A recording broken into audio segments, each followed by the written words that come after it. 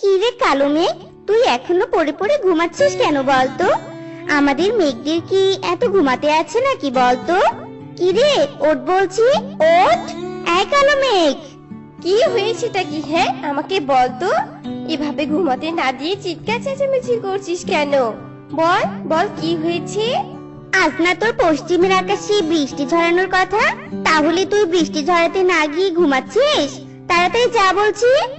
আহ সাদা, তুই এই কথাটা বলার জন্য আমাকে ঘুম থেকে ডেকে তুললি নাকি? হ্যাঁ শোন, আমি এখন কোনো বৃষ্টি ঝরাতে পারবো না। আমাকে দুদণ্ড ঘুমাতে দে বলছি, নয়তো এর ফল ভালো হবে না কিন্তু। কালো, তুই কি পাগল হয়ে গেলি নাকি বলতো? শোন, মেঘরানী মা তো ঘুরতে গেছেন। উনি ফিরে এসে যদি এসব জানতে পারে, তাহলে কিন্তু তার ফল একদম ভালো হবে না। তুই আমাকে হুমকি দিচ্ছিস? যা এখান থেকে। উফ বাবা, চলে গেছে। এবার শান্তি করে ঘুমিয়ে নে, কোনো বৃষ্টি দিতে পারবো না আমি। এসব বলে অহংকারী কালো মেঘ আবারও ঘুমিয়ে পড়ে। অন্যদিকে পাখিরা গরমে বৃষ্টির অভাবে ছটফট করতে থাকে। আরে আরে, আশেপাশের বনে বৃষ্টি হচ্ছে, কিন্তু আমাদের বনে এখনো বৃষ্টি দেখা নেই কেন? কি হচ্ছে এসব? কালো মেঘ আমাদের প্রতি এত উদাস কেন? আরে আরে, ওই তো সাদা মেঘ যাচ্ছে। দেখি তো সাদা মেঘকে ডেকে। সাদা মেঘ, ও সাদা মেঘ, সাদা মেঘ। কি হয়েছে কালু দাদা, আমাকে ডাকছো কেন? কি হয়েছে বলো তো? আমাকে আবার জঙ্গলের পূর্ব দিকে বৃষ্টি ঝরাতে হবে। সে না হয় দিবে সাদা মেঘ, কিন্তু আমাদের জঙ্গলে বৃষ্টি নেই কেন বলো তো? আমাদের যে জলের বড্ড অভাব। সে তো কালো মেঘের দায়িত্বে আছে, আমি চাইলেও তোমাদের সাহায্য করতে পারবো না গো। তাই এবার আমি আসি গো দাদা। হায় ঈশ্বর, তুমি আমাদের এই অহংকারী কালো মেঘের হাত থেকে রক্ষা করো ঈশ্বর। জানি না আমাদের আর কত কষ্ট সহ্য করতে হবে। এদিকে ওই জঙ্গলে বাস করত এক গরিব টুনি আর তার দুই মেয়ে টুনটুন আর টুকি। মা, ও মা, তুমি এভাবে হাঁপাচ্ছ কেন মা? তোমার কি হয়েছে? কিছু না রে মা, আজকাল জঙ্গলে যা গরম পড়েছে না, বৃষ্টি তো দেখাই নেই। আর এই ক্লান্ত শরীর নিয়ে কাজ খুঁজেছি তো, তাই বড্ড জল তেষ্টা পেয়েছে। আমি বুঝতে পেরেছি মা, তুমি এখানে বসিয়ে বিশ্রাম করো, আমি তোমার জন্য টিউবওয়েল থেকে ঠান্ডা জল নিয়ে আসছি, কেমন?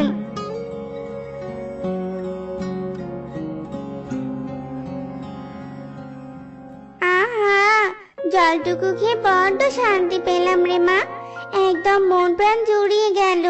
কিন্তু কি হবে রে মা, আমি যে কোনো কাজ খুঁজে পাচ্ছি না, তার উপর আবার আমাদের বাড়িটি একদম ভাঙা।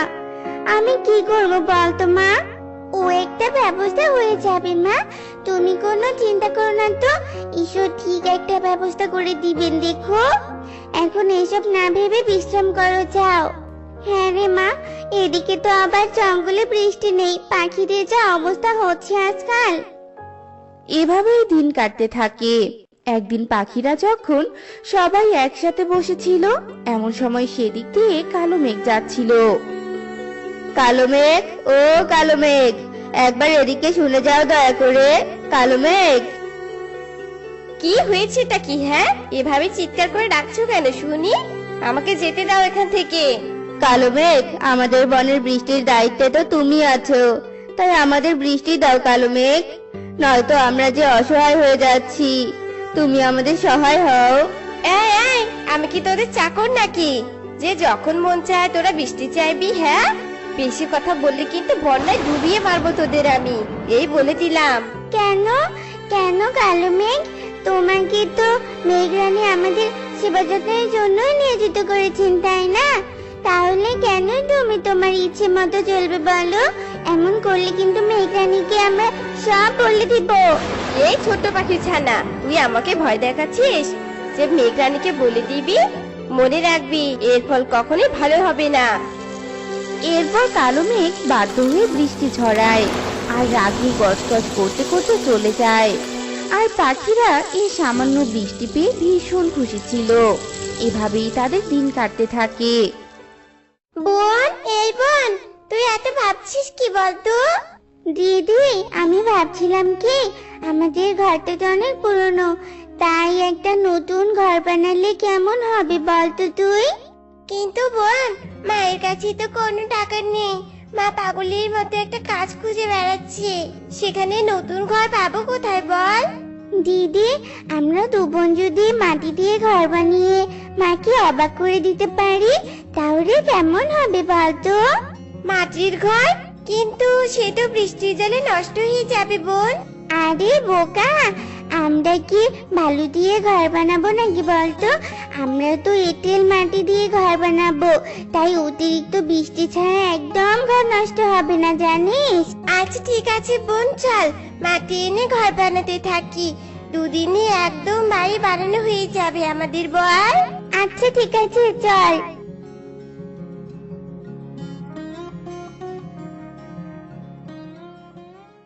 বোন, অর্ধেক তো বানানো হলো, চল আজ এতটুকুই থাক।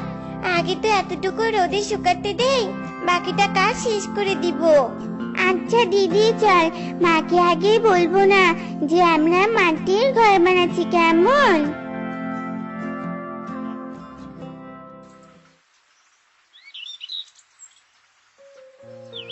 এরপর পরের দিন ওরা দু বোন সুন্দর করে মাটির ঘরটি তৈরি করে। একি রে মা, তোরা দু বোন এত সুন্দর মাটির ঘর বানাতে পারিস? আমি তো আগে জানতাম না। হ্যাঁ মা, আমরা দু বোনের ঘরটা বানিয়েছি, আর আজ থেকে আমরা এই মাটির ঘরে থাকবো মা। সে না হয় থাকবো, কিন্তু শোন, আমার মাথায় একটা বুদ্ধি এসেছে। আমরা যদি এভাবে মাটির ঘর বানিয়ে বিক্রি করি তাহলে তো আমাদের আর কোনো কষ্ট থাকবে না রে মা। আমাদের আর না খেয়ে কষ্ট করতে হবে না। তাই তো, তুমি তো একদম ঠিক কথাই বলেছো মা। আজকে থেকে আমরা মাটির ঘর বানিয়ে বিক্রি করব মা। এরপর ওরা তিন মামি মাটির ঘরে থাকতে শুরু করে আর মাটির ঘর বানাতে থাকে। এভাবেই ওরা সুন্দর করে দুটো মাটির ঘর বানায়। এমন সময় কালো মেঘ সেদিক দিয়ে যাচ্ছিল। আরে বাহ, এই তো সেই পাখির ছানা দুটো ওদের মায়ের সাথে। খুব তো সেদিন মেঘরানীর ভয় দেখাচ্ছিলে আমাকে, না? আজকে কি করবি শুনি? আজ তো তোদের আমি উচিত শিক্ষা দিয়ে ছাড়বো। আরে আরে কালো মেঘ, তুমি এভাবে শুধু আমাদের মাটির ঘরের উপর প্রবল বেগে বৃষ্টি ঝরাচ্ছ কেন? এভাবে বৃষ্টি ছড়ালে তো আমাদের মাটির ঘর নষ্ট হয়ে যাবে। বৃষ্টি ঝরিয়েছি, বেশ করেছি। তোদের মাটির ঘর নষ্ট করার জন্যই তো শুধু তোদের মাটির ঘরে বৃষ্টি ঝরাচ্ছি, যাতে একদম নষ্ট হয়ে যায়। আমাকে সেদিন তোদের মেয়ে হুমকি দিচ্ছিল, তাই না? দরকার পড়লে আজ আমি সারা দিন সারা রাত বৃষ্টি ঝরাবো। এমন নিষ্ঠুর হলো না কালো মেঘ, আমাদের উপর দয়া করো, দয়া করো তুমি। কালো মেঘ যখন বৃষ্টি ঝরাচ্ছিল এমন সময় সেখানে মেঘরানী চলে আসে। দাঁড়া কালো মেঘ, তোর নামে আমি এতদিন অনেক নালিশ শুনেছি, আজ নিজের চোখে সবটা দেখলাম। তোর আজ কোনো নিস্তার নেই পাখিদের উপর অত্যাচার করা। দাঁড়া। মেঘরানী, না মানে আসলে আমাকে ক্ষমা করে দিন মেঘরানী, আমাকে দয়া করে ক্ষমা করুন। মেঘরানী কালো মেঘের কোনো কথাই শোনে না। মেঘরানী জাদু করে কালো মেঘকে ভস্ম করে দেয়। আর কোনো ভয় নেই তোমাদের, তোমাদের উপর আমি সাদা মেঘকে নিয়োজিত করলাম। এরপর মেঘরানী চলে যায় আর পাখিরা সুখে শান্তিতে দিন কাটাতে থাকে। তো বন্ধুরা, আমাদের আজকের এই গল্পটি তোমাদের কাছে কেমন লেগেছে তা কমেন্টে জানাতে ভুলো না কিন্তু। হ্যালো বন্ধুরা, ভিডিওটি যদি আপনাদের ভালো লেগে থাকে তাহলে অবশ্যই একটা লাইক করে দিবেন। চ্যানেল নতুন এসে থাকলে চ্যানেলটি সাবস্ক্রাইব করে দিবেন। ধন্যবাদ। আর ভিডিওটি কেমন হয়েছে কমেন্ট করতে ভুলবেন না যেন।